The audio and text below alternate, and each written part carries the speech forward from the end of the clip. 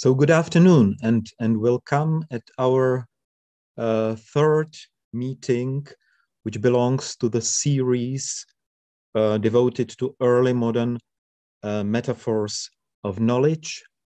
This is a part of the broader project. We will have a conference this September in Prague at the beginning of September. We are preparing a publication for Brill. We have had so far 2 meetings, and this is third of the series. Today, as it was in the previous meetings, we will have 2 speakers. The first of them is Professor Elisabeth Blum. The second one, lecturer from the Hussite Theological Faculty, Dalibor from Prague. I will introduce properly both speakers before their presentations.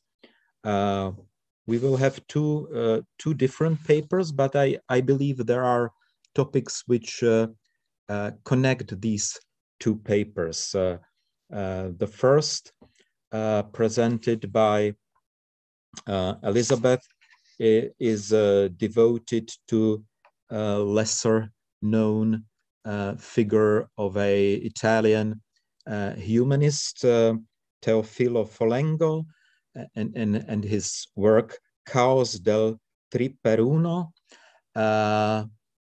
while Dalibor will be speaking about Labyrinth of the World and Paradise of the Heart, one of the shedevers of Jan Amos Comenius, and namely he will be focusing on the metaphor light in this Comenius's work. So to introduce, let me introduce our first speaker, Elisabeth Blum, who in her career taught at several universities. She served as research assistant at the University of Münster. Then she was affiliated professor of philosophy at Loyola University, Maryland, and finally visiting professor at Palacký University in the Czech Republic. Elisabeth Blum deals in her research career with several important topics. She started her career with the thesis on Avicenna. Then she published widely on Giordano Bruno, and she also translated into German Spazio della Bestia Trionfante. She published a book devoted to Bruno, Perspectives on Giordano Bruno. She dealt also with Marsilio Ficino and Gasparo Contarini and other important Renaissance thinkers. Among her research interests, there are such topics as humanist skepticism and religious heterodoxy in the 15th and 16th centuries, and also an interesting phenomenon of philosophical mannerism. So, Elisabeth, we are very glad to having you here. As I mentioned in private conversation with Elisabeth just a few minutes ago, her topic is a fascinating one. For me, it was a discovery, and she will be speaking on the topic called, or the title of her paper is A Labyrinth of Mirrors, the Quest for Integrity in Teofilo Folengo's Caos del Triperuno. So Elisabeth, the floor is yours. Yeah, so, as we said, this is the less known work of an already little known author, but it is an exemplary case for the use of metaphor as a gnosiological instrument, namely for approaching the sense of something by substituting the phenomenal phase of something else when there is a taboo of the too holy or the too dirty, or for reaching out beyond rational discourse, or for adding importance to a subject by forcing the reader on a byway. Moreover, the Chaos, the Triperuno, introduces a highly developed form, the multiple metaphor, a complex image which works on various levels or in several contexts simultaneously. Lastly, the use of distorted self-portraits as a metaphor is rare or even unique in early modern literature. Some biographical data, as we are speaking about an encoded autobiography, a travel report through the vicissitudes of individual life towards the recovery of self. Girolamo Folengo, born in 1491 in Mantua, one of many younger sons in a family of lesser nobility that was closely attached to the Dukes Gonzaga, also in their specific form of piety, close to the spirituale, a humanist Christianity with some affinity to Protestant views. Like most of his siblings, Girolamo entered the Benedictine convent at an early age, taking the very popular name of Teofilo. Sent to continue his studies in Padua, he picked up the Macaronico of the students, a playfully distorted Latin mixed with the most boorish North Italian dialect, which Folengo developed into a highly expressive literary medium without ever renouncing its original satirical charge. Merlin Coccai, under which name he published his Macaronic Carmina and his chief and best known work, the satirical epic Baldus, first edited in 1517 along with a biography of that fictional author, survived for several centuries while the name and authorship of Folengo was forgotten, and the mock biography of a hedonist runaway monk was taken at face value.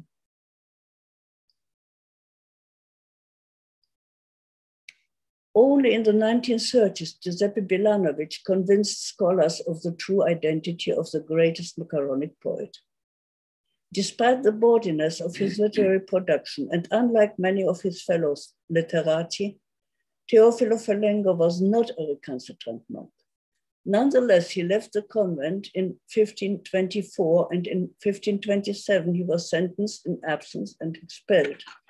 But the reason was internal conflict and intrigues in the Benedictine order of the Veneto, where a liberal trend favored by the Gonzaga clashed with the policy of the Medici aimed at an easily controlled centralized government. Under the Florentine abbot Ignatius Guaccialupi, portrayed as a demonic wolf and a shape-shifting larva in the Chaos, the Medici partisans forced many Gonzaga-friendly members out of the community, among them several Folengos.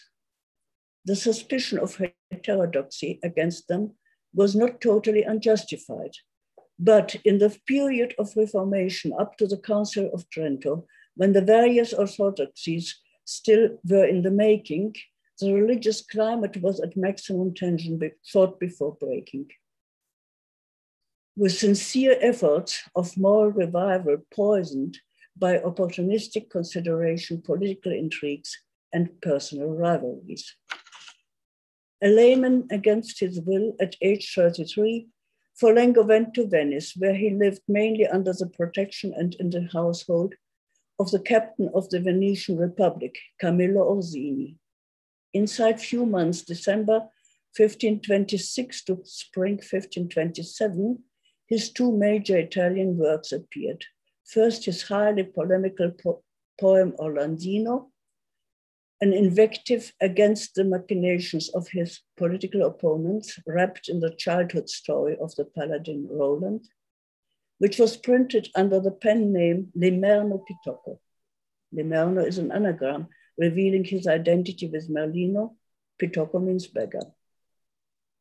In 1527, the Caos del Triperuno appeared, a more polished and refined work, with a partial recantation of the hasty style and harsh tone, but not of the polemical contents of the Alandino. Like most literature of confession, besides the admission of one's own shortcomings, it also denounces the faults of others. After the death of Ignatius Squarcialupi, Folengo strove for reconciliation with the superiors and was readmitted to the convent in the 1530s. Besides a modest career in the order, he continued writing and publishing in vernacular, Latin, and Macaronico. He died suddenly in 1544, probably of a stroke or brain tumor. The structure of the Chaos is, like the title implies, in triads, with an obvious relation to the Divine Trinity. Three main parts called selva, like Dante's Selva Oscura.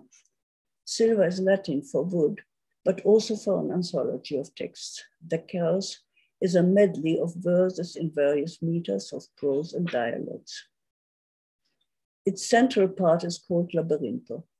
In a prequel, three female relatives of the author discuss the work to follow and give three alternative interpretations. Folengo's niece points to the individual autobiography, his sister to the universal conditio humana, his mother to the intellectual and spiritual formation of a scholar. This is a key to look for multiple interpretation, but will not turn out to be an exhaustive list of the ways the metaphors can be read. The proper name Triperuno, 341, is explained in a motto. Unus ades triplici mihi nomine vultus in orbe, tres dixere chaos, numero Deus impare gaudet. One face I own under a threefold name in the world, three told of chaos, God rejoices in the odd number. The last half verse, drawn from Virgil's Eclogues, is believed to be a Pythagorean saying pointing to the third trial as the lucky or blessed one. The protagonist, we can already guess that we will see some anti-hero erring unguided or misguided through a life full of false turns and dead ends. Triperuno, the first-person narrator, is a passive, blind soul whose course we follow from the moment of conception, when he is literally kicked out of the heavens of Platonic ideas into the darkness of matter and the maternal womb, through the misery of childish helplessness and youthful errors, up to the moment when Christ intervenes to recreate cosmos out of chaos, granting him reintegration and a glimpse of paradise on earth. Always baffled and hampered, always in search of guidance, credulous and gullible, Triperuno is the soul as tabula rasa, the naive protagonist in a coming-of-age novel. For reasons of time, I will only concentrate on the central labyrinth and the Minotaur lurking in its heart, an unholy trinity, the threefold name of the motto. Merlino, Limerno, and Fulica.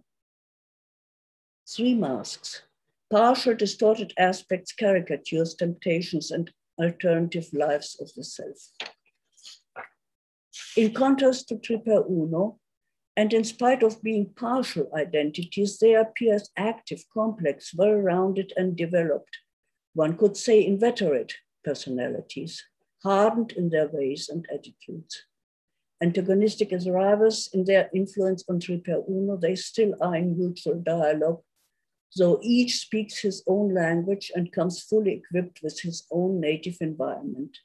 They are multiple metaphors working on different levels simultaneously in one and the same narrative. One thing they have in common, they are no good, blind guides, each in their own particular manner.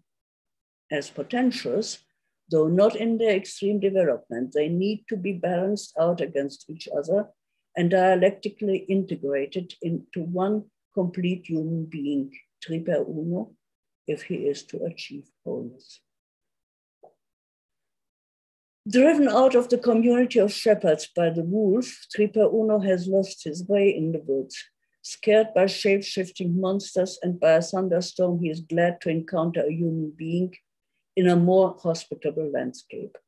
The first country he stumbled upon is named Caos, a cocaine or fool's paradise, flowing with milk, honey, and booze, where fried pigeons flutter into your mouth. And the man is Merlino, the macaronic poet and old Epicurean. He introduces himself with, "Do not fear any heaven that might menace you, for a fine clap never hit a bird."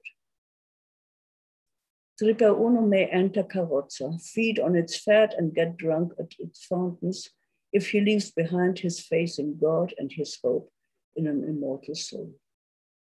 What is Merlino like who teaches this doctrine? Think Sir John Falstaff. Old, fat, jolly, noisy, avuncular, dirty-mouthed, self-indulgent, lawless, and sly. A thorough materialist who knows how to live and to let live, a good companion, but bad company. At first sight, deceptively good-natured, merry devil. But his good humor is the laughter of hell that comes after despair. His noise covers his inner void. To distract himself from the fear of death, he seeks in his old age the company of youth, and having nothing good to teach, he becomes a seducer and corrupter. Certainly a character, but what does he stand for as a metaphor? Surprisingly, at first sight, in the context of individual biography and universal human condition, he stands for childhood and adolescence. An old sinner to represent the age of innocence. But remember St. Augustine's Confessions. What is that famous innocence but vice with the extenuating circumstance of ignorance, and in retrospect, faulty memory and window dressing? For the less attractive aspects of green years, their temptations and shortcomings, the old immoralist is quite a revealing mirror image. First, for the immersion of the soul in matter, which starts a soul. Secondly, because his vices carry the badge of immaturity, gluttony, greed, impatience, and egotism, clamoring for instant gratification, all signs of childishness at whatever age, presenting themselves with a certain frankness or boastfulness, a caricature of innocence. Ignoring life's lessons, Merlino got stuck in infantile habits. Rejecting all higher aspirations, he failed to grow up. What appears cute for a fleeting moment in the miniature of a babe shows it all its repulsiveness when grown in and grown up to unrestraint and moral dissolution. Is there no saving grace to Merlino's character, or else is all he stands for as a metaphor downright evil? Not a monster, but a man. With all too human faults and contradictions, he also represents morally neutral concepts such as the body and the uncalled merely natural man, the concupiscent drive of the soul in Platonic terms, or the nutritive faculty of Aristotle. Generally speaking, all the low but necessary foundations for the higher levels which he failed to erect, as the intellectual in the intellectual formation of a mind, the practical arts, the humanities, and natural philosophy. He also shows more amiable traits of childishness, a certain simplicity and directness of taste and speech. The barbarisms of his macaronic verse depict the world as he sees it, with a kind of subjective veracity. He is genuine and shameless, that is, both unrepentant and undisguised. His errors are honest errors. Hypocrisy is not among his vices. A bad, but not yet the worst possible guide for Triperuno. Limerno, the next encountered mirror image, the companion of sensual youth, has more to offer. He introduces Triperuno to the court of Venus, to vanity, faint feelings, and idolatry. For Limerno is not portrayed here as the author of the epic Orlandino, but rather as a fashionable Petrarchist, who hopes to achieve a certain kind of immortality through his verse, imitations of Petrarch's sonnets that are artificial in every respect, written in Tuscan, which is not his native dialect, telling about a love he does not feel, since self-love is the only kind he knows. His adequate setting are the fragrant gardens of Matota, which country is named for the assumption that all its dwellers have lost their minds for love. Young, physical, attractive, well-groomed, and elegant, Limerno affects sprezzatura, a fake negligence of attire. He celebrates melancholy and pretends to seek solitude for his effusions while taking good care to be overheard. He professes no God but love, while actually adoring himself.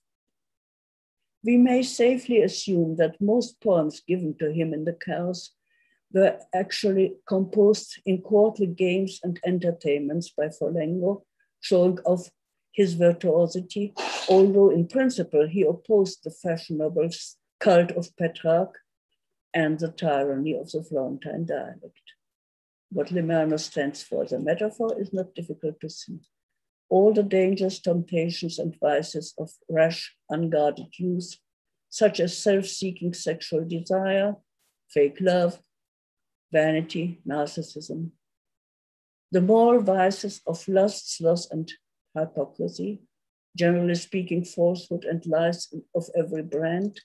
In a religious context, not a straightforward atheism like Merclinus, but idolatry. As youth, Limerno represents all kinds of intermediate stages. In the context of intellectual formation, the advanced studies, especially of metaphysics, with all the implicit dangers to religious faith. If Merlino is the body, Limerno is the sensitive and sensual soul, or Plato's irascible drive. Poor sinner Triperuno cannot fail to admire and follow this artful trickster. In contrast to fertile Carrozza and blooming Matota, Perissa, home of the lonely old hermit Fulica, is a desert. Fulica is Latin for the small waterfowl from which the Folengos derived their family name. He represents adult manhood, so not an ideal manliness. For those familiar with Giordano Bruno, Fulica is the less malicious elder brother of Bruno's favorite whipping boy, the pedant. Along with Rabelais, Bruno was a famous admirer and imitator of Folengo, and most importantly, he appropriated and developed the multiple metaphor. So Fulica is a pedant, a traditional Aristotelian, and a bore, a vain chatterbox, and like the other two before him, a fool. But unlike those, neither cocksure nor utterly evil. On the contrary, he is well-wishing, unsecure, and credulous, prone to superstition, but also capable of changing his views. The soul's salvation is his sincere concern, while with so many theological disputes around, he despairs which way to follow. He used to stray into Pelagianism and exaggerated asceticism. But he is presently about to leave Perissa, converted to a more spiritual creed that relies on divine grace, converted by no less than a sermonizing donkey. As he also must needs be a defective character, he is prevented from becoming Triperuno's guide by his vain rhetoric, which keeps him stuck in the preamble of his homily until the demonic Squarcialupi returns to disperse the entire company.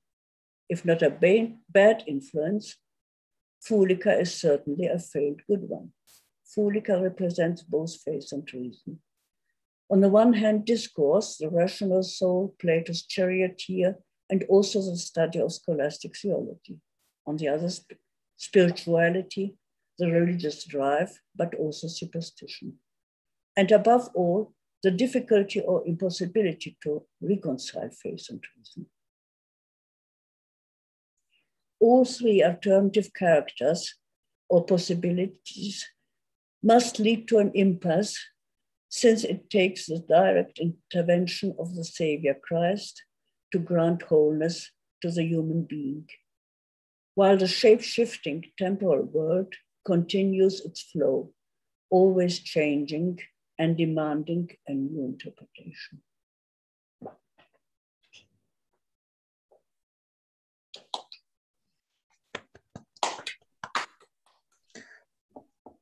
Thank you so much, Elisabeth, for this wonderful introduction to Folengo's Caos del Triperuno. I forgot to mention at the beginning that we will have discussion after the second presentation to both of the papers. So I will introduce our second speaker, who's, as I mentioned previously, Dalibor Vik is an assistant at the Department of Systematic Theology, Theological Philosophy, and Theological Ethics at the Hussite Theological Faculty, Charles University in Prague. He authored a monograph with the title "The Word That Matters, Humanity and Ethics in the Thought of Emmanuel Levinas," and he also co-authored some monographs or collective volumes on dialogue between science and faith, and on religion and theology in philosophical perspective, in philosophical reflection between modernity and postmodernity. Today, Dalibor will be speaking about the metaphor of light in Comenius's masterpiece Labyrinth of the World and Paradise of the Heart. This paper has a subtitle, a preliminary research in the architecture of metaphors of light in Comenius's Czech masterpiece. Dalibor, floor is yours. Okay, Vladimir, thank you very much for giving me the possibility of speaking here, which I really value and highly appreciate. The paper I'd like to present, you have heard the title, so it's gonna be about a book all of us, we know it very well. However, I believe and I hope the topic is gonna be quite new. In the beginning, there was a simple idea. While Comenius's metaphors of light and their metaphysical implications have been, as I believe, explored mostly in the works like Via Lucis, Panaugia, Physica and its addenda, etc., I noticed we are lacking such a research when it comes to the Labyrinth, quite surprisingly. Therefore, I started rereading the book again with a focus on light and light-related expressions, and I found out, again, quite surprisingly for me, that metaphors of light in the Labyrinth take a substantial part in the instrumentation of its rhetoric. And on the top of that, the main plot of the narrative could be successfully reconstructed also based on metaphors of light, which means, in other words, metaphors of light constitute one of the Labyrinth's major allegorical frameworks. For the sake of this preliminary research, I decided to proceed in the following way. First, to give, if possible, the full enumeration of light-related expressions in the text to find out if they can be sorted out in any way, to determine the frequency and density in the text with regards to the two parts of the book. Second, the aim was to discern among this lot the metaphors of light, to explore their nature, to find out if there is any typology we could trace, and perhaps if and how this typology serves the instrumentation of the whole story. And the third question was, I was to find out if there is a deeper structure or an architecture that metaphors of light could reveal and point at. Now, to the results of the research itself. So in the labyrinth, we can find 41 various expressions that are somehow associated with the idea of light. Some of them are unique, some occur twice or three times. However, most of them occurs repeatedly, which gives the total count of 127 light-related words in total in the whole book. I sorted them into 7 groups according to the word roots, which I am hopefully going to show you in the table number 1. I ordered these groups from the most frequent to less frequent, and they are light, the most frequent, then fire, flash, brightness, shine, then the word sun. And the last 7th group consists of a handful of light-related words with various roots and meanings, which occur uniquely or really occasionally. And they are radiance, glittering, sparkling, to dawn, ray, candle, moon, stars, and to ignite. Following the classical division between part 1, the labyrinth, and part 2, the paradise, I proceeded to their statistical comparison in the terms of light-related expressions. This is suggested in table number 2. As we said, there is a 127 light-related words in the whole book. The part 1 contains 71 of them, the part 2, 56. However, in relative percentage, the part 2 is in fact about 250% more dense in the terms of light-related words, which means the part 2 contains 2.5 times more light-related words than the part 1 in proportion or in relation to the length of the text. Thus, the reader is supposed to associate the idea of light more strongly with the paradise of the heart. Second conclusion is that part 1 is a little bit richer in the terms of variety of light-related words than the part 2, which I think may support Czyżewski's idea of bad infinity, an unbearable and unwanted plurality, immensity, or mass of worldly things and affairs that is also somehow implied by the use of greater variety of metaphors of light. Number 3, most of light-related words in the labyrinth occur in both parts. However, there are certain expressions that are more prominent in one than in the other. Word groups sun and fire and their derivatives are associated rather with the part 1, and the word group light is used more often in the part 2. Once I roughly mapped the light-related words just like this, I turned to metaphors of light. Naturally, we have to presuppose that a simple list of light-related words does not equal the actual number of metaphors of light. This is because of 2 main reasons. First, sometimes just one word to create a metaphor is needed. However, it would not be Comenius had he not occasionally used 2 or sometimes even 3 light-related words to construct a single metaphor. Therefore, the total number of metaphors of light will be lower than the number of light-related words. Second, it comes to our mind that not all light-related words should be automatically considered metaphors. However, and this is quite notable in my opinion, in the labyrinth, all light-related words are actually endowed with a symbolical meaning.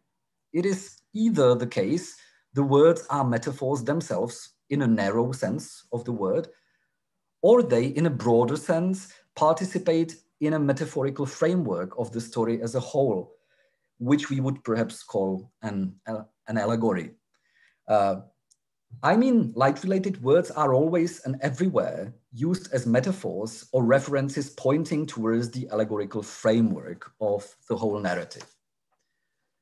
Considering the above-mentioned remarks, there are, according to my calculations, 92 metaphors of light in the whole book, 57 in the part 1 and 35 in the part 2. When we put all of them side by side, we soon find out they do not represent a random lot, but they can be effectively sorted into 3 main groups. This is shown in table number 3. Okay, I don't know if, great. Now, to explain this, the main part of my paper consists in analyzing these groups with giving examples. However, for the purpose of this presentation, I will perhaps just focus on the main features of these groups or the main characteristics. First, let's have a look at the source of bad light, which we can find under the code 1a in our table.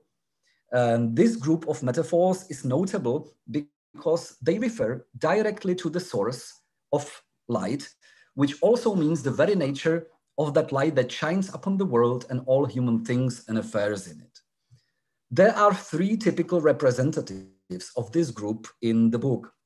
The most frequent is under the sun formula, borrowed from the quote from Ecclesiastes, which is at the same time a key word to characterize the worldly reality.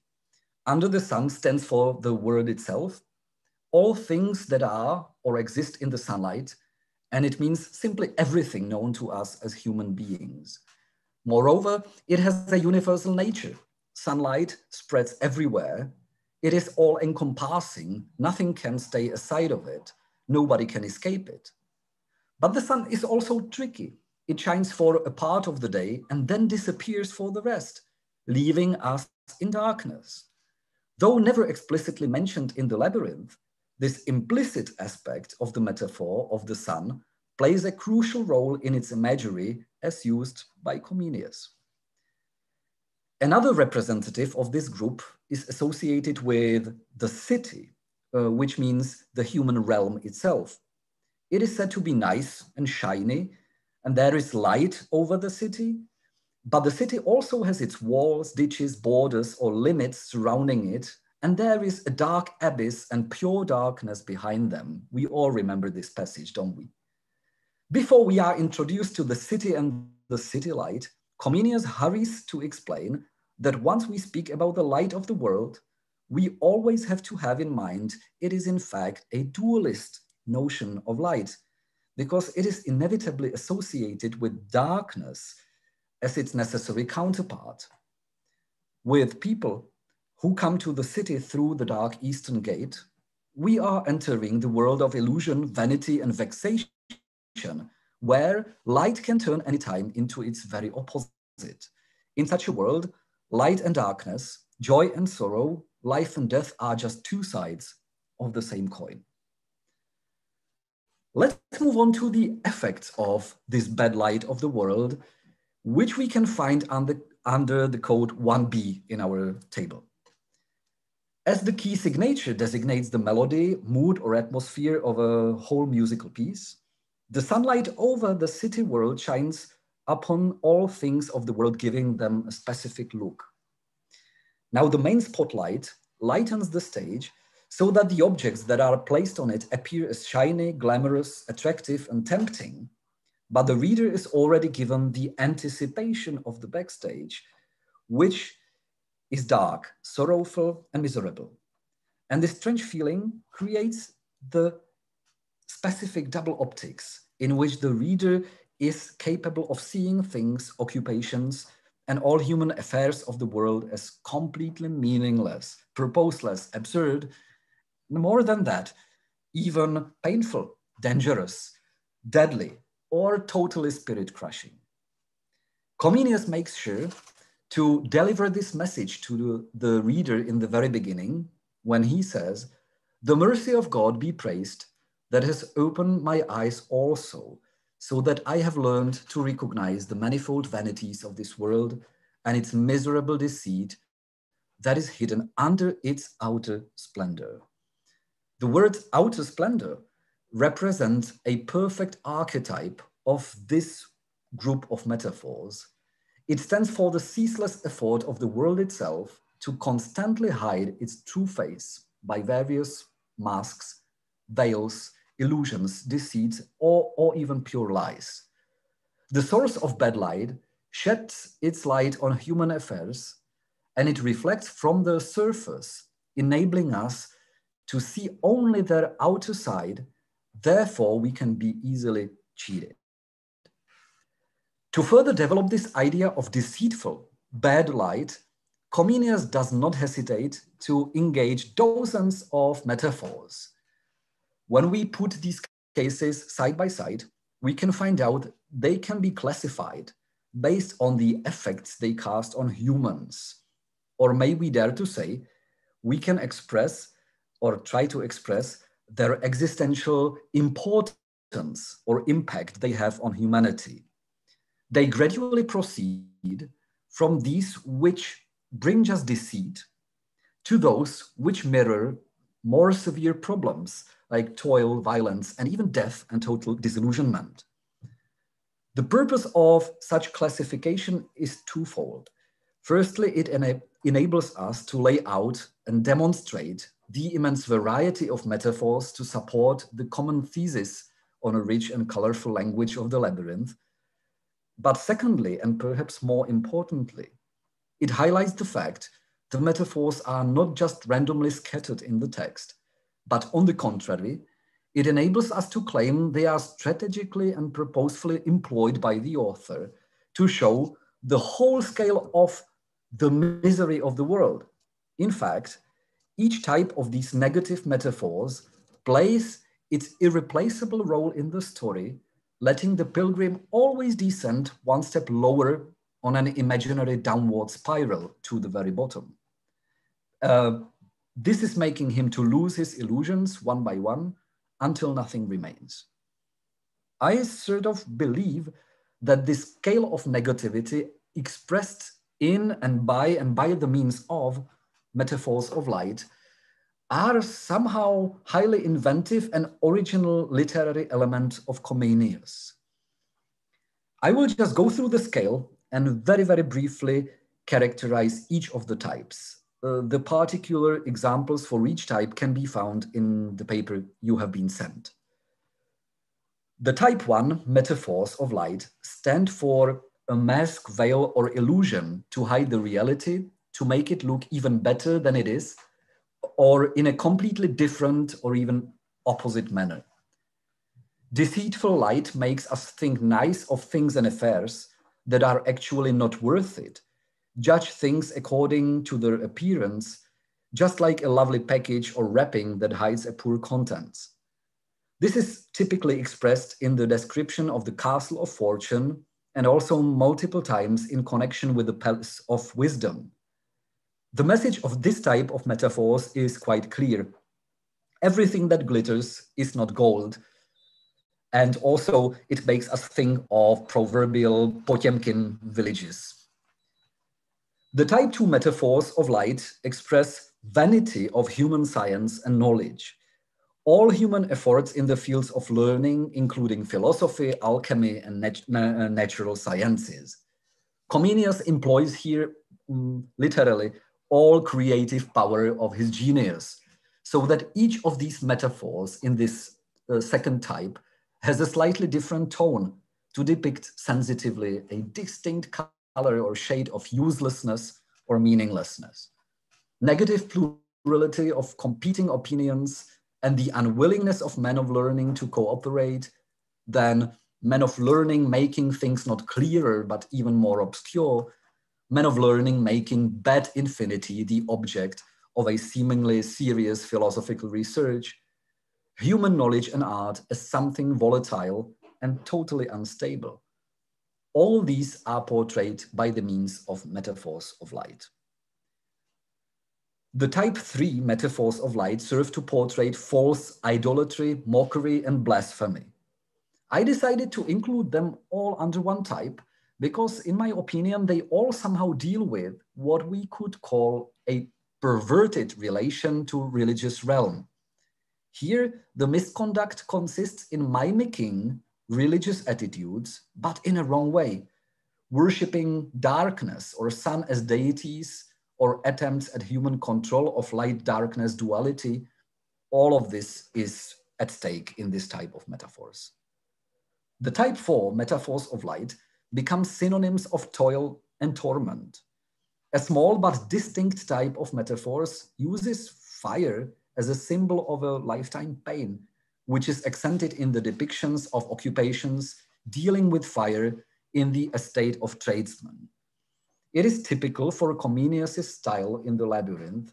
He intentionally never mentions fire as a useful servant, as a means of heating and lighting. Only its negative side is accented here. The type 5 metaphors of light symbolize aggressivity, violence, and oppression among human beings. They can be associated either with wars and fighting in general, or with religious oppression, where fire is said to be one of the means of it. Also, metaphors of light can induce the feeling of an inner aggressivity hiding a potential danger, just as in case of the Queen's bodyguards. Now, the type 6 metaphors of light contain only 3 cases in which bad light of the world is associated directly with death. The most notable example can be found in the ship adventure, when the pilgrim laments, "It appeared to me not otherwise, as if we were being dissolved in the waters like snails in the sun." The metaphor is extremely vivid, suggesting light to cause one may not only die, but perish, disappear, dissolve into nothingness. And as it seems to me, in fact, this fully corresponds with what we mentioned above. The dark abyss is always opening the mouth in the backstage of this theater of the absurd.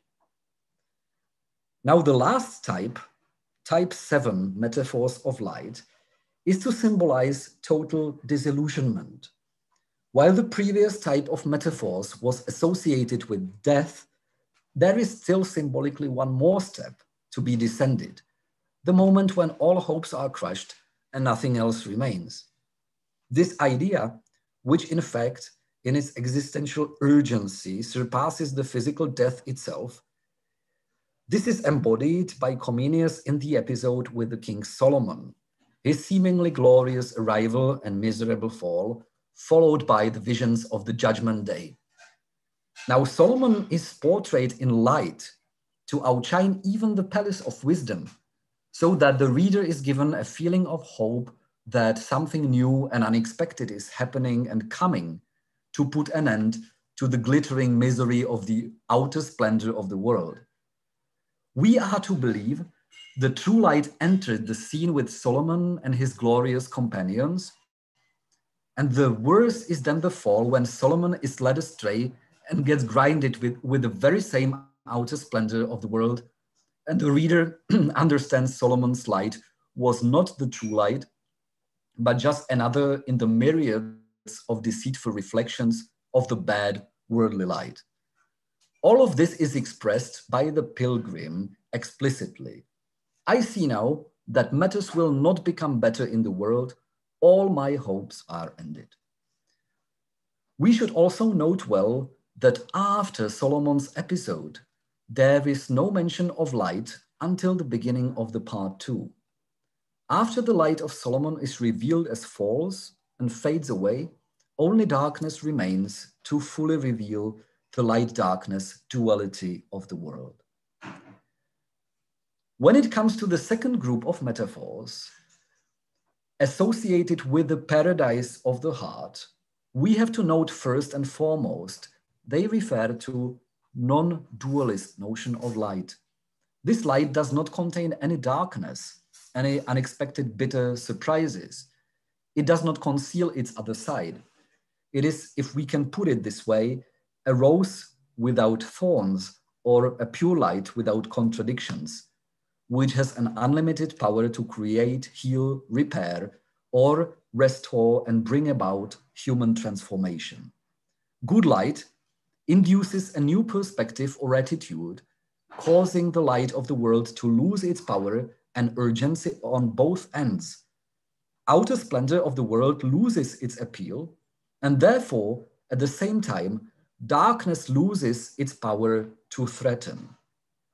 Good light reconciles the opposites in the light-darkness reality by revealing they are fictional or virtual in the comparison with the light of God. while we demonstrated the bad light of the world operates by the means of a cause-effects scheme, and the effects take shape of what we called a scale of negativity, good light of the heart reveals itself in a similar but positive structure. The source of good light is, as expected, only and uniquely God himself, who is also called heavenly light, that gleamest, or eternal light. He is also said to be 1,000 times brighter than the sun, according to the famous biblical quote. And divine light is said to be beyond all duality, as God can see and search everything that takes place, both in the light and in darkness of the world. And more, he assures the pilgrim he not only searches both, but also governs both. And even all pilgrims wandering about the world was the effect of God's mysterious guidance. Now, the effects of good light of the heart can be called transformation or illumination.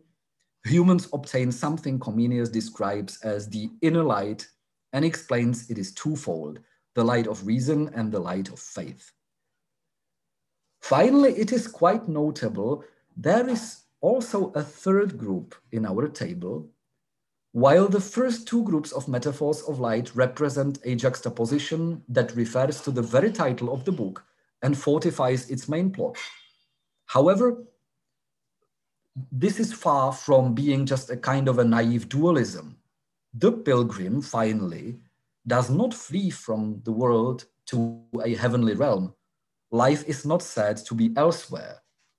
After his transformation or illumination, which equals a change of sight, perspective, or attitude, the pilgrim returns to the world to oversee it again and to become the witness of divine light in the world, which is attested by this third group of metaphors.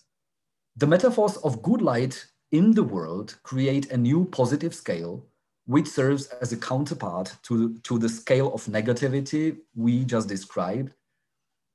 And this group offers a new scale in which illusion is replaced with truth, typically, volatility with stability, blasphemy with true worship, toil and torment with joy, violence with peace, miserable death with heavenly protection, disillusionment with hope.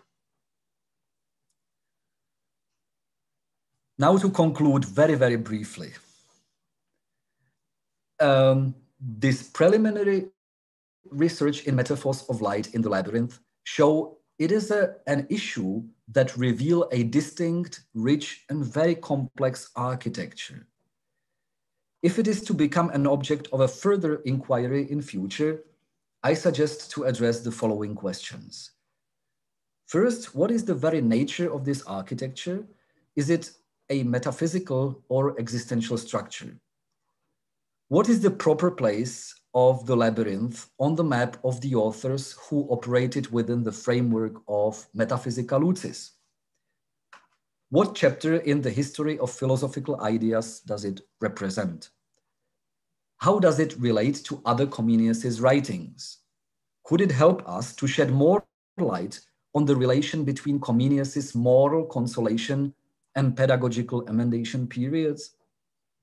And finally, a possible question for literary scientists. Where does the idea of negative light come from? And is Comenius the first to elaborate it in such a systematic way? Thank you very much for your attention.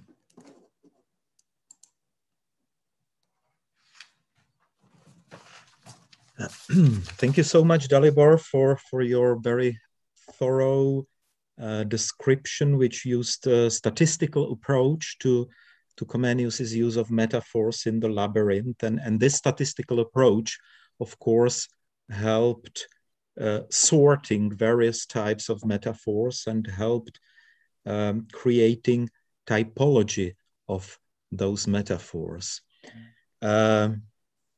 To open the discussion, I would like to mention that it's really fascinating for me to see some analogies between what was presented in Elisabeth's paper and in Dalibor's paper. I mean, on the general level, some parallels between the Caos del Triperuno and the Labyrinth on the level of both are, of course, allegorical journeys. Both could be read as Bildungsroman. Both have autobiographical elements included. Both depict colorful characters who accompany the main character, the pilgrim, and both end with not end, but at certain stage of this journey, there is this moment of conversion, which is in case of Caos, this is the third Silva, I believe. So the turn to Christ from this worldly pilgrimage, from chaos to cosmos, from chaos to harmony of cosmos, from world to paradise of heart, from labyrinth to paradise. So these are fascinating analogies, and I have a couple of questions for Elisabeth first. First of all, there is this, you mentioned you focused on the second Silva, which is called Labyrinth as well in Folengo's work. And I would like to know more to what extent the relationship between Silva, the notion of a wood, and the notion of labyrinth, to what extent this is discussed or theorized, perhaps in the very work or in other works of Folengo. This is the first question, which of course relates also to the question that, of course, Comenius' labyrinth is put into the urban settings, while the notion of Silva is related, of course, to the settings of nature, to the woods. So this is my first question. The second question relates to what you describe in the written version of your paper. I believe when you started describing the first Silva of Caos, you speak about specific atmosphere of exile and isolation, which is powerfully touched by Folengo in this first Silva, and which depicts very specific metaphors. So this is my second question. If you can tell us a little bit more about it. And the third question, or perhaps, the third question is related what you already mentioned, the influence of Folengo's multidimensional use of metaphors on Giordano Bruno. And there is perhaps more. There is his influence on Rabelais, and there is his influence on Erasmus, and there is an influence on Pascal. So, and there is a more general question. What is Folengo's position? I mean, the position of his way of using multidimensional metaphors in this broader literary context. If you can tell us more. And perhaps the very last comment, I hope I can find it. You used yourself a very beautiful metaphor at the very end of your picture, which I think I would like to quote it here, and it's up to you if you can comment on it or not, but I like it very much. And this is the sentence I quote: the mystical vision is a moment, its description like a photography frozen in time. So this is the metaphor of photography for a moment of mystical vision. So these are my questions. Thank you very much. Okay, now let me start with the first. Help me. Your first question. Yes, this was related to the notion of Silva and the notion of labyrinth. To what extent this is the wood in the labyrinth? Yes. Well, I think that as I have written in the long paper, the two great examples or models for Folengo, of course, are Augustine's Confessions and Dante's Divina Commedia. And as in the Divina Commedia, the wood, the selva oscura, is the place par excellence where you lose your way. And as he himself literally says, Folengo, the labyrinth is the heart of the wood.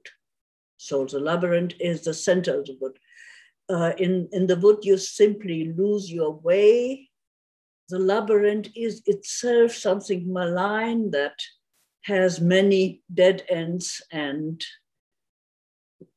you could say that in the wood is passive in leading you astray. The labyrinth is more active. It's more maliciously constructed to lead you astray. The second question was about. I believe it was about this specific atmosphere of exile and isolation in which he. I think that's the quality of Triperuno as a character, like the man without qualities. He's also isolated. But he is not the only one who is isolated because it's his character. No, the soul itself is depicted as isolated. That is, in the respect that it stands alone without human assistance. And it's shown in a strange way because in the first part, Triperuno is only accompanied, or he only encounters allegorical figures. There is no human company. Human company starts when he starts encountering himself in several aspects. So that's also not company, but meaning I think that as to salvation, the soul is isolated. That at least according to Folengo, the encounter with the divine is the task of the individual alone, and outer help seems in his view to be little effective, except of course of the exemplary man who is Christ. But there is no guidance of people, of other people, of parents, whatever, and priests, And there is also no guidance of the self, which is the second stage, in the second salva when he encounters himself. So as to its salvation, the soul is totally dependent on God and God's grace with practically no human help. Yeah, and the third was about the influence on Giordano Bruno and the multiple metaphor. Yes, of course. To read something in more than one sense is, of course, a common praxis. We know the various senses in which biblical episodes are read. But the twist here is, I think, to compose metaphors in a way that they must be or can be read so deliberately compose them in a way that they can be read in several senses, so that one and the same narrative is has 2, 3, 4 different senses according to the key which you operate in reading it. And this, of course, enables the author to switch from one sense to the other. When one sense is prevalent, all of a sudden, another sense intrudes, or another level intrudes. And these different levels, and maybe at first sight even totally different senses, by this technique acquire among themselves a certain affinity through the metaphor. And this is what Folengo does, and this is what Bruno does very much, especially in the expulsion of the triumphant beast, this switching of emphasis of the various senses, which has always a comical effect, but of course also shows what in Bruno is very pronounced, that the reader has an active part in the work. So the author writes the work, but at the same time, he shows the reader that his part is active by, well, forcing him to switch senses, and thus demonstrating that the sense is never quite fixed, but always in a way dynamic. So that's what Bruno does, but I'm quite sure that he appropriated it from Folengo. Thank you very much. Thank you. Now, of course, the discussion can continue if you use this sign of Tomáš Havelka, I see, raised his hand. Okay, Tomáš. Yes, thank you very much, Vladimir. Firstly, I want to say many thanks to both speakers for their elaborated papers, and I have one very general and speculative question to Dalibor regarding the Labyrinth of Comenius. You described this work as an architecture of the light.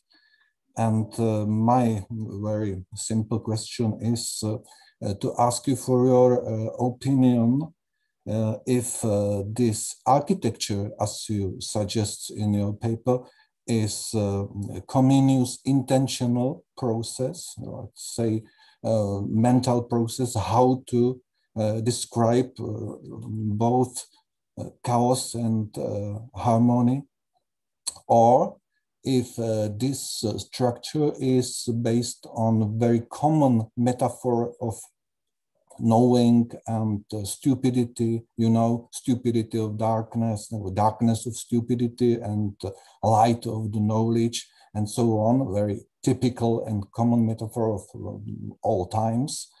And it is in this case a type of uninventional process as a common using of this metaphor. Yeah,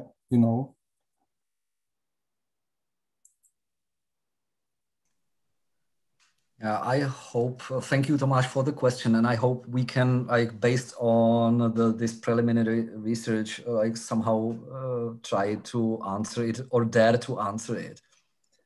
But, I have to tell you something. Like, I will start with like how, I talked about how I started this research actually, and I didn't have any expectations of it. I read quite a lot about the metaphors of light in Via Lucis, Panaugia, etc. All these major works where the notion of light is in the vein of Metaphysica Lucis, and he works with the term somehow intentionally, right? And without any expectations, I just went and opened the Labyrinth to find out if there is anything that could give us any clue if the Comenius' use of this metaphor started somewhere earlier than in his major works. And I was really surprised. Of course, the structure, the architecture, the scale of negativity, everything I presented is something that like Comenius doesn't tell you. Like, I created the scale of negativity, while once you start like sorting it out, I was really surprised that it seems to me that there is an elaborated structure. I mean the structure which really is somehow intentional. Like, this is my feeling about it. And I believe the structure somehow reflects, and this is what I didn't do in the research, and I just said that I will leave that for another part of the research, because the purpose of this was to prepare the preliminary research. If there are any metaphors, how frequent they are, etc. This is what we heard. Now, we would have to somehow try to prove in future that he follows a certain, I don't know, that by using this, the metaphor of light, the way he does, he follows a certain metaphysical structure or existential statement, or I don't know what, we could follow various lines in it. But I don't know if I really answered your question. Yeah. Thank you very much. As I said, I think also as you, this question is speculative, just hypothetical. Yeah, thank you very much. It is a highly hypothetical question, definitely. I mean, of course, the structure I presented is that I actually created this structure. I mean, because if someone else took it, he might give a different, and this is what I also say openly in the paper, someone else might give a different sorting out of the metaphors of light, right? The scale of negativity this is of my own, but the point is that there is a scale. Someone else would suggest maybe more steps on the scale, but he would definitely notice there is a scale from just from a light for a mask or a veil up to, or maybe down to light as death and light as like total like disappearance or vanishing of all hopes, and you know what? So there definitely is a scale. The number of the steps it's upon our interpretation. If you read the same thing, if you did the same thing, I think maybe you would get to a different number of scales. Okay, thank you. I see two more hands raised. First, Stefano Gulizia, then Simon Barton. Thank you. I just would like to, not really a question, but I wanted to offer some words of praise to Elisabeth Blum for braving this intricate, very difficult text that for a variety of scholars, even those like me who have been trained in Italy, to read this in the context of a certain Petrarchan and anti-Petrarchan discourse, this is really hard. And your paper is beautiful, full of good ideas, and I praise you for doing that. I remember teaching on Folengo and Bruno when I was in the United States and not expecting any student to have any kind of knowledge about that, and then subsequently writing on that. So on the two just main brief points. On Bruno and Folengo, I think it's important to consider the Cena delle Ceneri, the Ash Wednesday Supper, because there you see a demonstration of Bruno employing a variety of comic writers to create an atmosphere.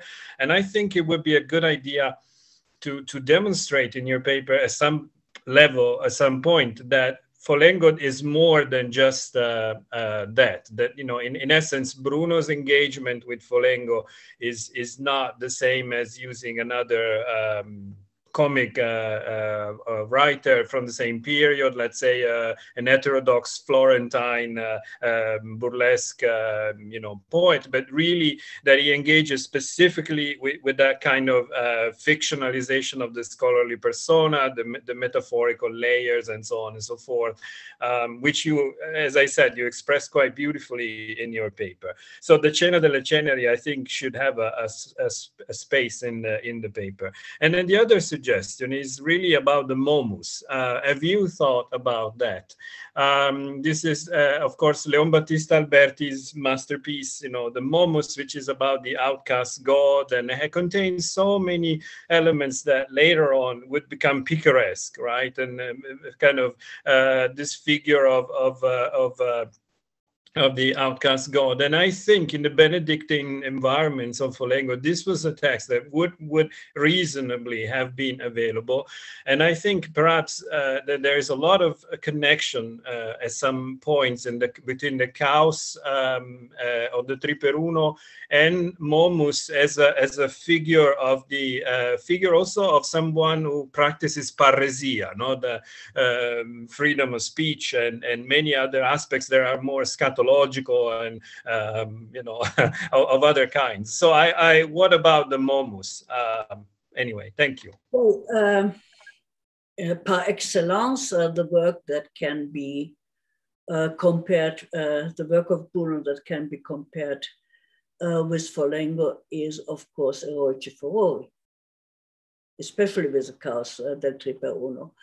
But, such a paper is limited. You can't say everything, and it was about the Labyrinth. So it was already very difficult to stuff everything that belongs to the Labyrinth into a paper of this size. Yeah, but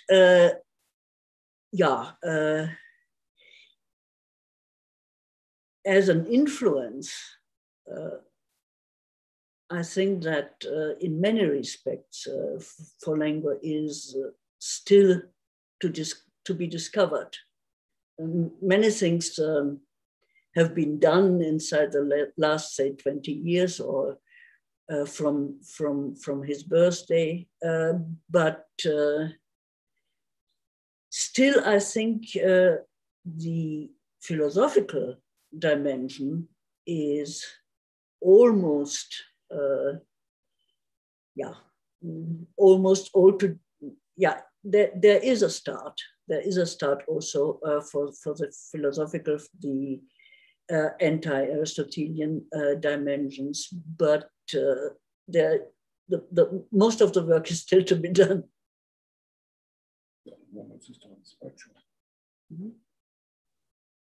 Thank you so much both for the question and for the answer. And I would like to encourage you, Elisabeth, to add some more paragraphs. Of course, it cannot be one more full paper, but you are free to, if you wish, of course, you are free to add more even on these influences.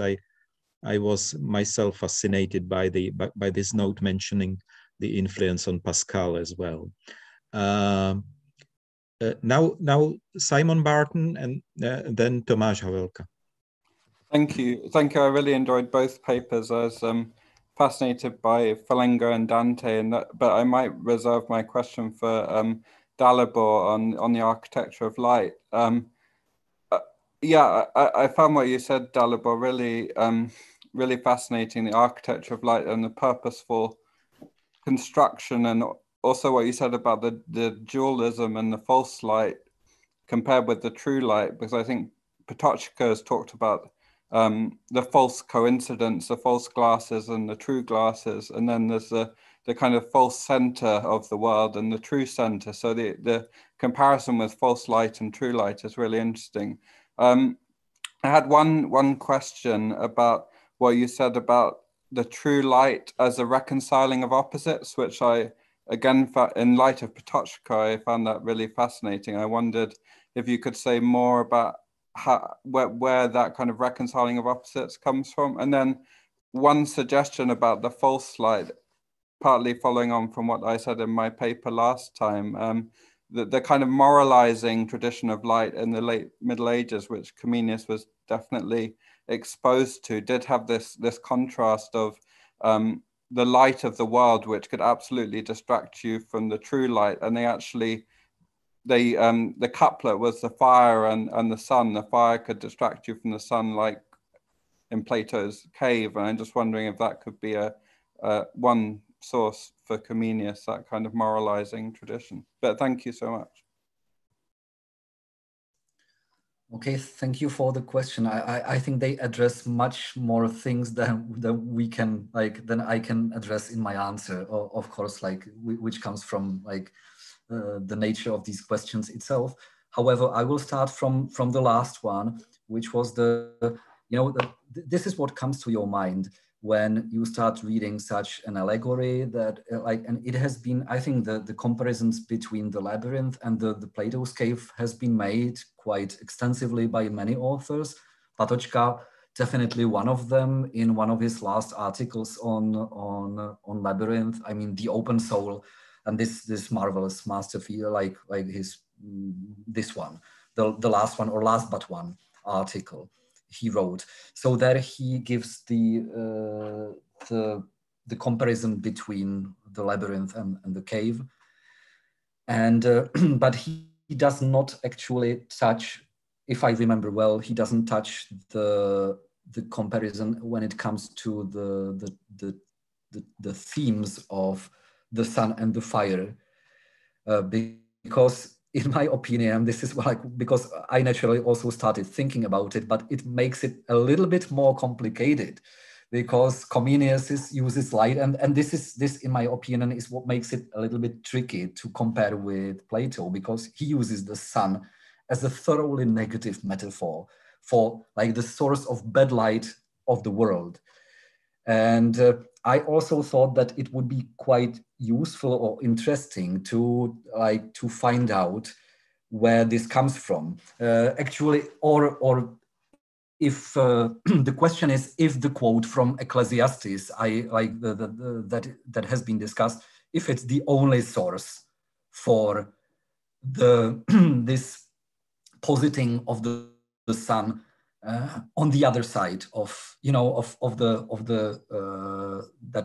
well-known metaphor of light, and also the fire. So it is very same as in Plato's cave. The fire it has a different purpose. It is that lower light, but not a thoroughly negative light, isn't it? We can consider it also a scale of it's a part of the scale of being, isn't it? a part of the ontological scale, while the labyrinth in Comenius's labyrinth, I mean, you would hardly think about like where to put it on that Plato's ontological scale, right? Because there is in fact no connection between the labyrinth and the paradise. In fact, there is nothing like in the labyrinth, there is no mention of any signatura rerum or, you know, vestigia trinita, anything like that. So it is all separate, like completely separated from the paradise. So it makes one think, where does it belong then? And I thought, and if I would have enough time, I would like to show that in fact the structure implied by the light is not metaphysical, because if it were a metaphysical structure, then it would mean Comenius was like in the vein of Gnostic dualism in the labyrinth. But he was not, obviously. So in my opinion, the labyrinth is that it doesn't describe a metaphysical reality, but rather just the human realm. The structure it suggests is rather, I would say, existential. So that's why I think Patočka's attempt at the interpretation of labyrinth is the most appropriate in this sense. So I would say it's existential before existentialism, right? But perhaps unintentionally, of course, but so that comes with the comparison between the cave, the sun, this motive. And I'm sorry, perhaps I forgot the. The light as reconciling opposites. Light as reconciling opposites. I would maybe this was. I said reconciling opposites, which might a little bit. I don't know if this is a proper term for it.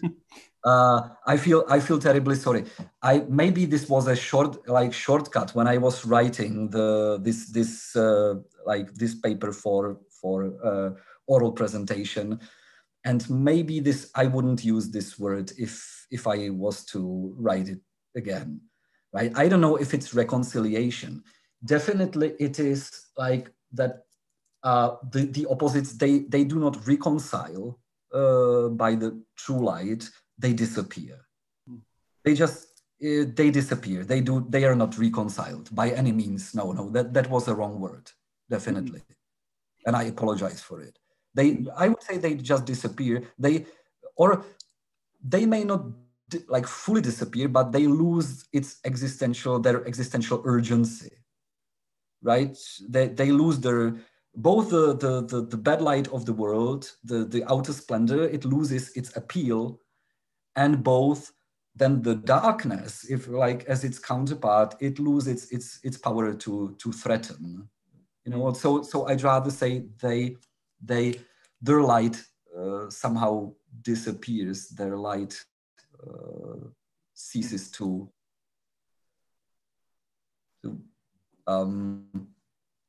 their light dims. In fact, No, thank you.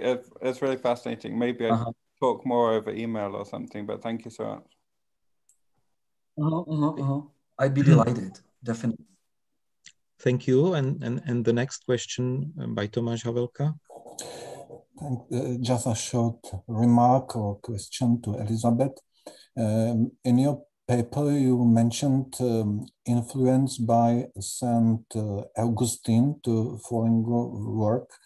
And I want to ask you to extend this information a little bit, because this is very interesting and I think not very known similarity with Comenius Labyrinth, who uses several quotations in very last part of Paradise of the Hell from Augustine's Confessions. So thank you very much. Well, as I said, Caos del Triperuno is composed of different styles.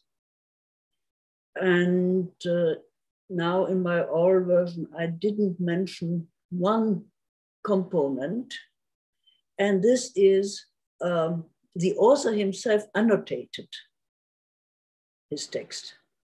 So there's not only poetry, epic and sonnets and prose and dialogue, but there are also the notes by the author, marginal notes.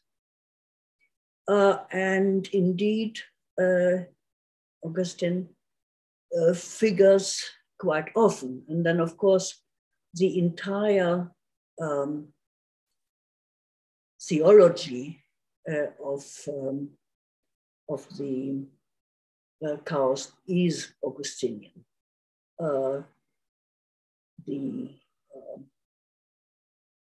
The emphasis on grace and the negativity of the cult of the ego, the original sin being loving oneself instead of loving God. So the very base of Folengo's theology is Augustinian. Now, as to style, of course, the tone is completely different because it is satirical and cryptical. But there are elements. One of them is that the very idea of making the reader accountable to what he reads is in the Confessions. And it's vastly employed in the Caos and Triperuno. Well, what else? Yeah, it is a book of confession. That's also a thing in common. With entirely different style, but it uses autobiographical material in order to say something that is relevant to every man. So, yeah, these are very fundamental things they have in common, and certainly Folengo learned these things from Augustine.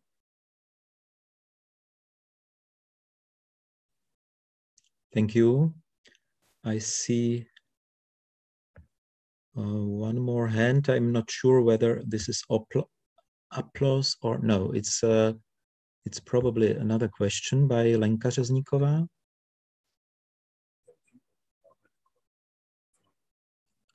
We cannot hear you. I believe Elmira had a question.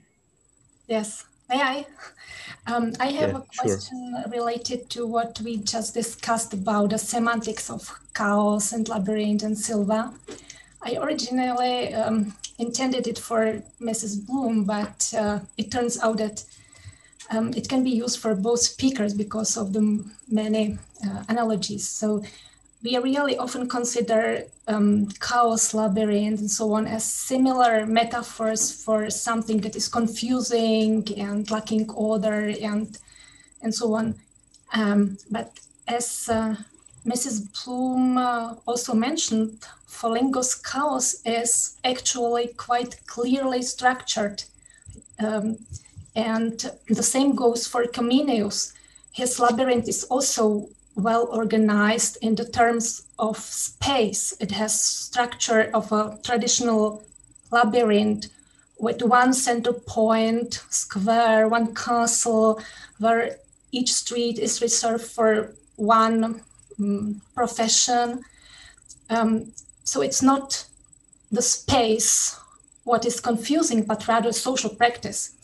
So my question is, do you mean in this time, in the early modern period, is the idea of confusion and disorder already the main semantic layer of these concepts, or is there still, at least in the concept of labyrinth, present the old, ancient and early Christian semantics of prison? Since the labyrinth was designed to imprison the Minotaur, and also in the early Christianity, it was a place where souls were imprisoned in the underworld. So do you mean that we maybe forget a little about this second old semantic layer? Well, for Folengo, certainly yes. Only yes.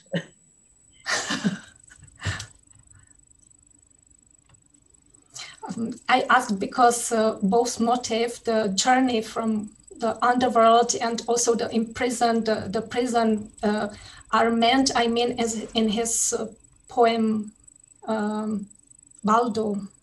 So that's the point. Yeah. That was my point. The prison is present.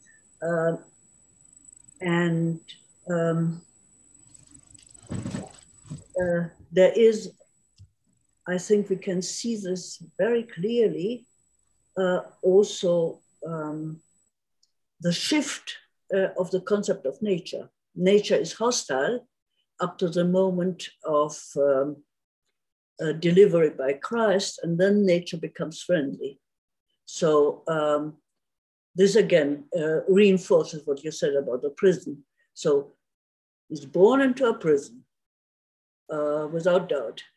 And from this prison, he has to be delivered. And everything is chaos and prison up to the moment of enlightenment by Christ. And to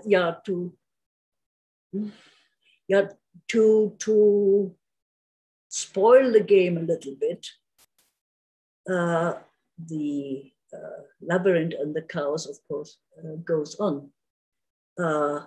Salvation is not once and for all, but the world continues. So as I said, under or beside the momentary vision of paradise and a nature that is delivered and saved, the world goes on. And the world goes on as before. So in a way, the prison remains present.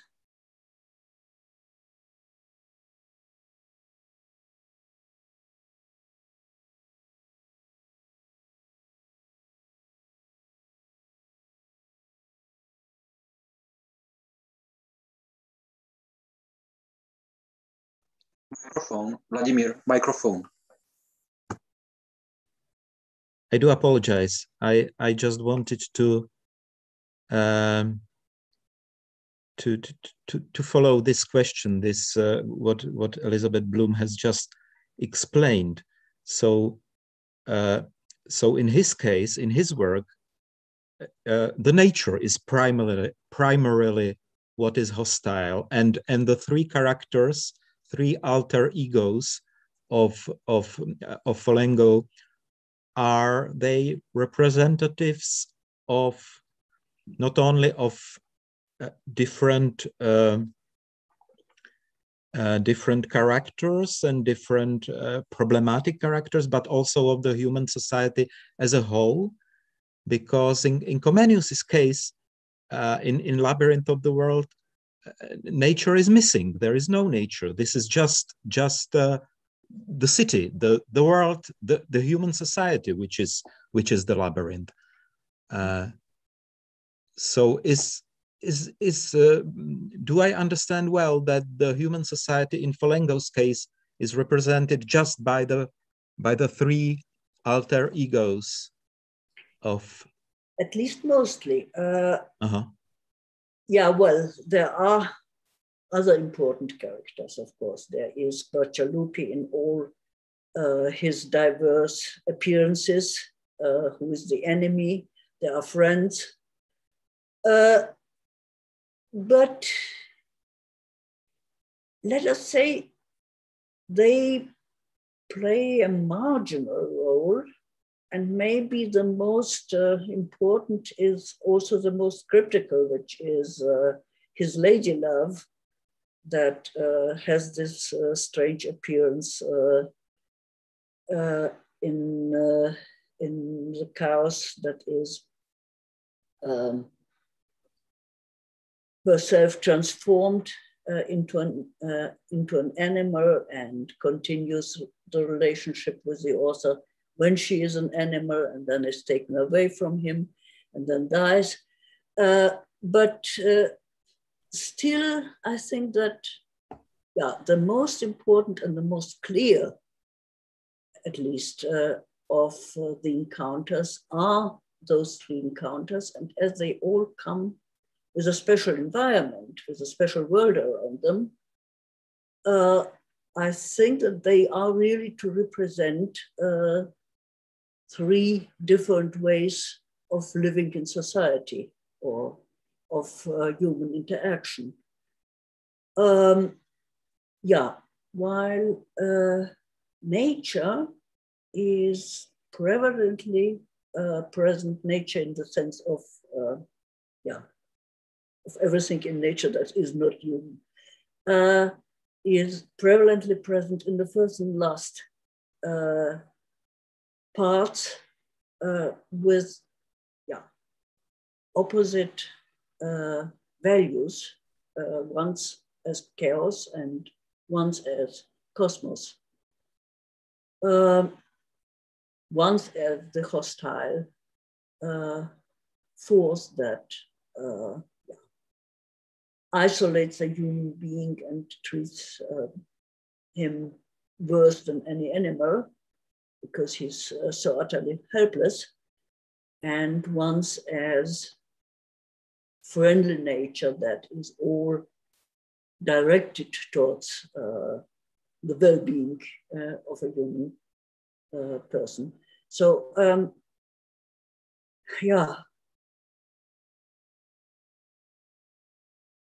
it's difficult because, of course, there are so many side issues.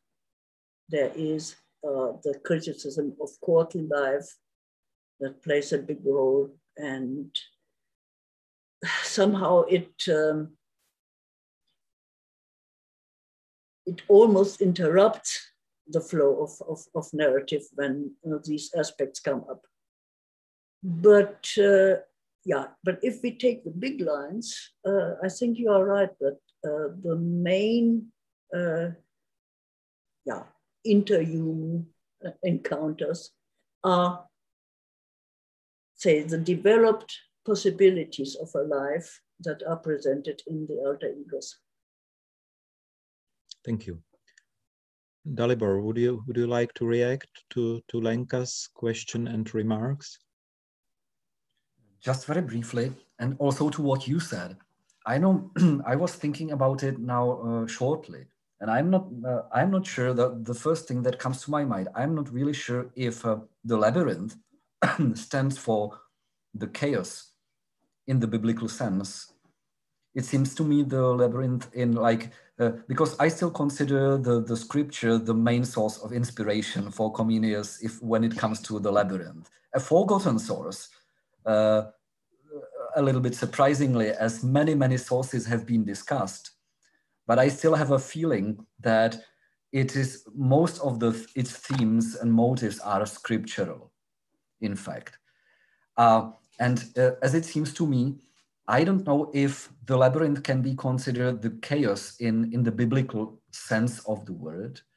I would rather say it's because, like, have a look at this. The labyrinth is a city. It is a city world, in fact.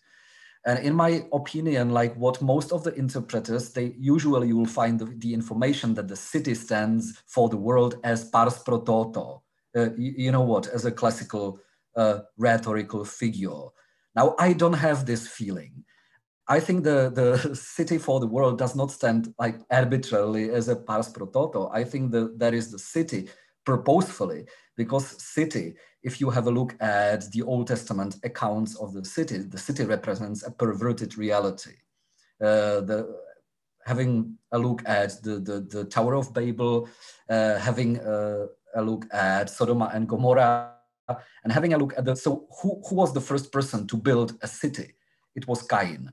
Once he was cursed by God, he was the one who started building the city.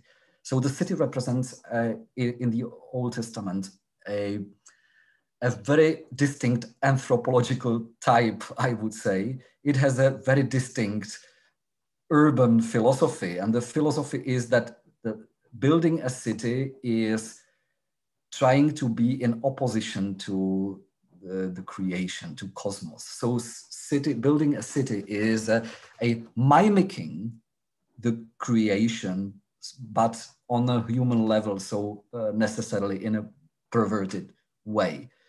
And also the city has walls so that the humans who are in it think they are protected from divine power, right? Somehow.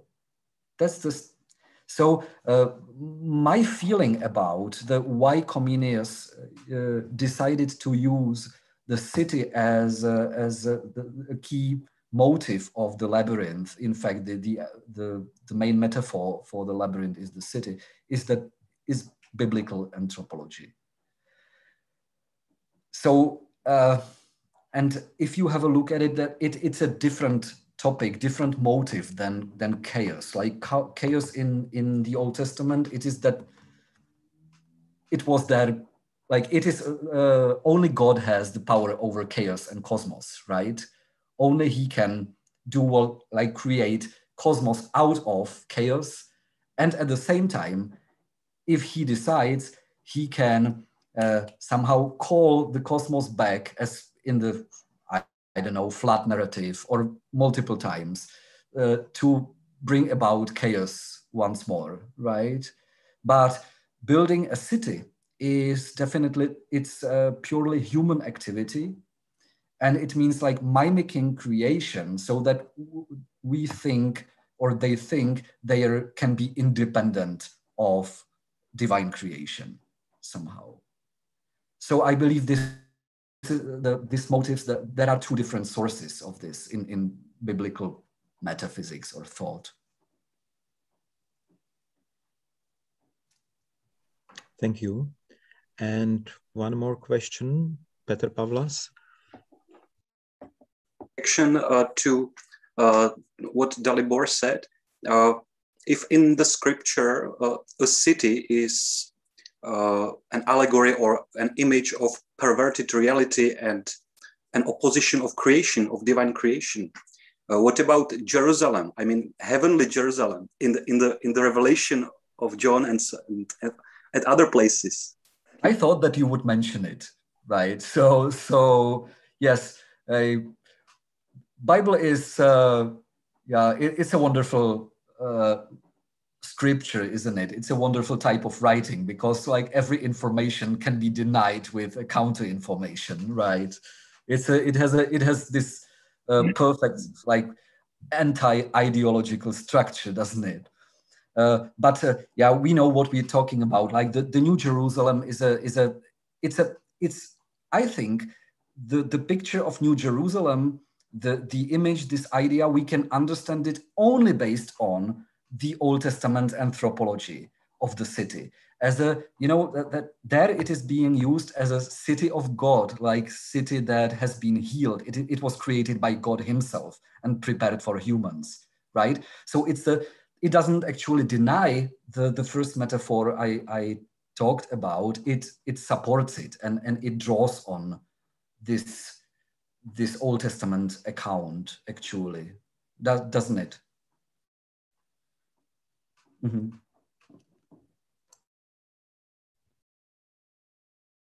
Okay, thank you. I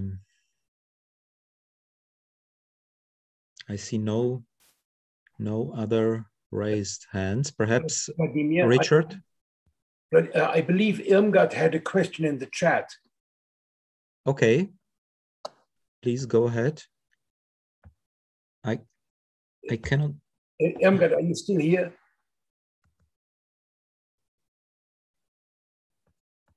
Sorry, I seems she's done. Yeah, she has left, but she had a question for. Sorry, so I can read it. I do apologize. I haven't seen it. Question to Dalibor from Irmgard Schreier. Metaphors are analogies and similar or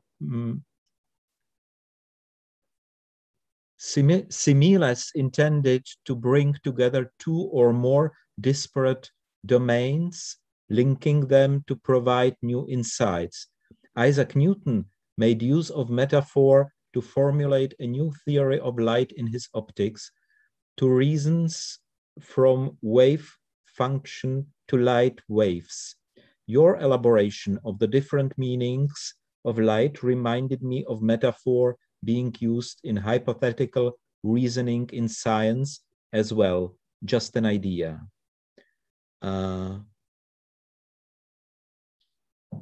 And then there is so this is the question to Dalibor, or perhaps the comment, and then there is a remark to Lisa. What a great paper. It goes deep, food for much more exploration, as Vladimir remarked, to go beyond rational analysis towards knowledge involving heart and soul, even ultimately the divine. Thank you so much. And there is one more comment from Olga Chadaeva. I'd like to thank both speakers for inspiring and thought-provoking talks. Okay, so if you'd like to react, so please, the last words, because we are approaching 7 o'clock, but you can still react or answer the questions. Are they really questions? There are rather comments. Yes. They are rather comments. Yes, it's a different chapter, isn't it? The Comenius' use of light as a he's doing this in Panaugia, doesn't he? The use of light in like the optical qualities of light as metaphors for like and models for human behavior. Yeah, just for Dalibor to confirm or anecdote, when Triperuno is already converted and saved by Christ, the sun appears, and our poor soul immediately falls into idolatry because he takes the sun for the Son of God. Thank you for this remark. I believe this is the very nice final sentence of our of our today's meeting. I thank you so much. I thank both speakers for their wonderful papers. I thank all of you for attending this meeting, and I would like to tell you we will meet again, of course, next Thursday at 5 o'clock as usually, and we will have two papers again. There were, as you know, there were some changes because originally Jacques Joseph was planned to present today on Henry Moore, but Jacques and his wife were expecting the baby, and he wrote me a week ago that there was a change in the day D, and perhaps it was yesterday, perhaps it was today. So hopefully he will join us in one of the future seminars. But for the next seminar, we will have Tristan Spielmann on Lorenzo Valla's radical theory of knowledge and his use of metaphors. And we will have Stefano Gulizia on mathesis as a metaphor of knowledge in Kepler, symmetry, data extraction, playfulness, and natural regeneration in Kepler's science. So I'm very much looking forward to the next week. Please be with us again. Thank you once again, and have a nice evening.